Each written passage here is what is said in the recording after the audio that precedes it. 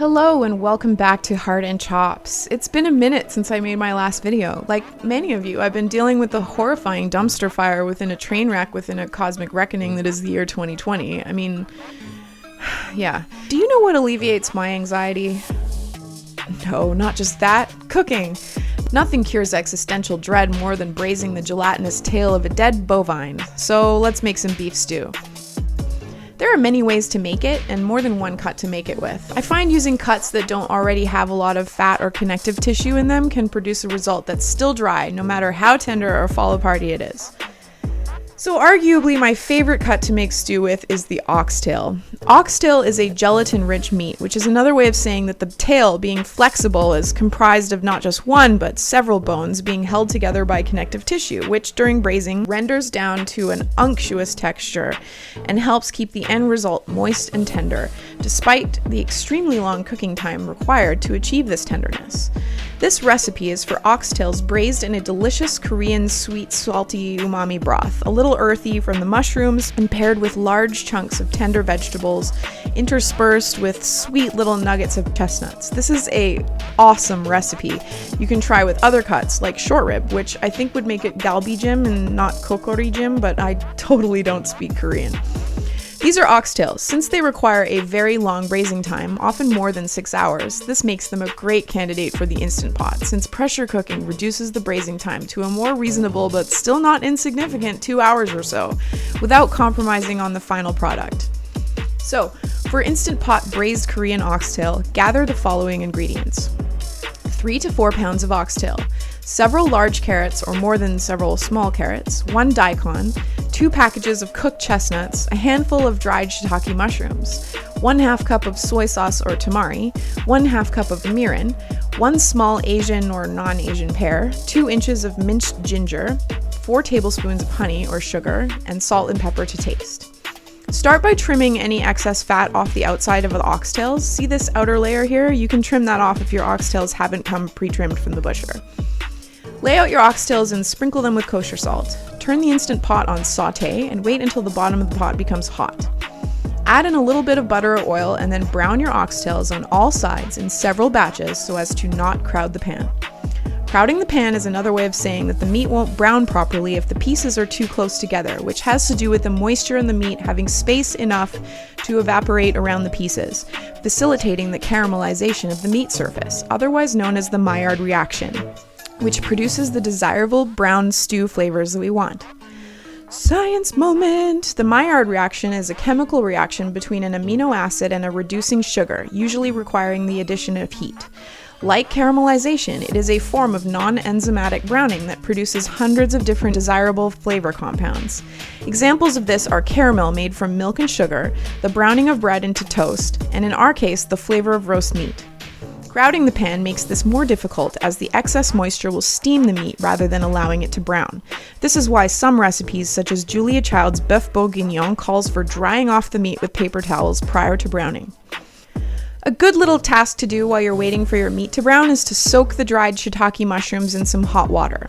I use a small jar inside a larger jar to weigh them down because they float. Set these aside to soak. They should soak for more than an hour, so try to do this early in your stew making process. Anyhow, just because we're using an Instant Pot for this recipe does not give you an excuse to be lazy. Be patient during this active browning phase as it is super important for flavor development. Gray is not brown. Brown is brown. Okay? Great. When all the oxtails have been browned, it's time to break every single rule of French cooking because this isn't French cooking, it's Korean cooking, and very often in Asian stew recipes, the meat is parboiled in water to render out scum and fat that would otherwise cloud the broth and produce a greasy, dull final product. Don't skip this step, and don't be afraid of losing flavor. This step only serves to create a more refined final product and does not compromise the flavor of the stew, I swear.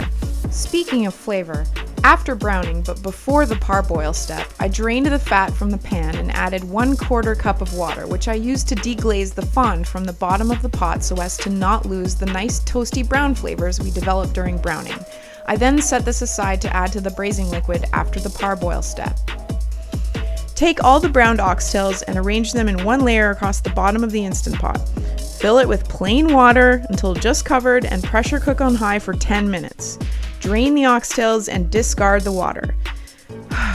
take a deep breath. We're not in France, and Julia Child isn't seeing this because she's dead, okay? Next, make the braising liquid.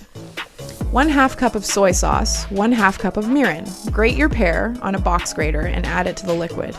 Mince the ginger and add that in. Next up is 4 tablespoons of honey. You can use a spoon to scoop it out every time if you use honey because it sticks to the spoon and you want a correct measurement.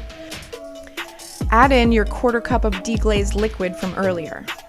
Mix the braising liquid up until the honey or sugar is dissolved, and then lay your drained oxtails across the bottom of the Instant Pot in a single layer. If the liquid is not quite enough to completely cover the oxtails, add in a little bit of water or some broth until they are covered.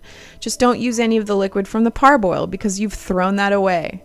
Season with a little black pepper and some salt, and close the lid and pressure cook for 80 minutes. Sometime during this period, prepare your vegetables. Peel the carrots and cut them into large chunks. Small pieces won't really cut it here. Peel the daikon and also cut it into large chunks. Then take your soaked mushrooms, which should feel soft after about an hour, and slice them thinly. Mix this all up in a bowl so it's evenly distributed. Once your oxtails are done their 80-minute pressure cook, depressurize and check for tenderness using a fork. They should be extremely tender, and you should be able to flake off part of the meat without any resistance whatsoever. If this is not the case, cook on high without adding the vegetables for another 15 minutes or so, or until they're tender.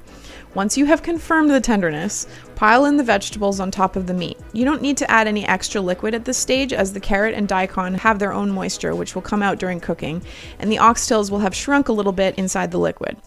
Cook on high again for another 20 minutes or so, or until the vegetables are tender and can easily be pierced by a knife. So this is done, but the last step is to add in the chestnuts at the very end, which are already cooked. Dump those in and you're done. This can sit inside the Instant Pot on keep warm until you're ready to serve it. Serve it with rice on the side and some nice pickled vegetables or a couple of fresh side dishes to cut through the richness of the oxtail.